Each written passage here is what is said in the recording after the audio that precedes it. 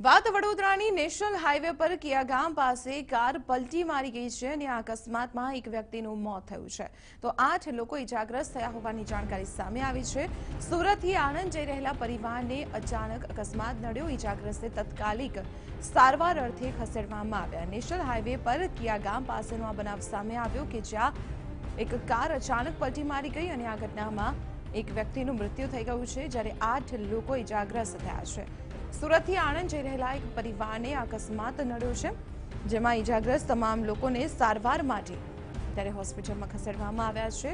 જોકે અકસ્માતમાં એક વ્યક્તિનું મોત થયું હોવાની જાણકારી સામે આવી છે। સુરતથી આણંદ જઈ રહ્યો હતો આ પરિવાર। વિગતો મેળવીએ સંવાદદાતા નયન પાસેથી। નયન, કાર પલટી મારી ગઈ હોવાના સમાચારો મળી રહ્યા છે, એકનું મોત થયું છે, ઇજાગ્રસ્તોની સ્થિતિ કેવી છે અને કેવી રીતે અકસ્માત સર્જાયો?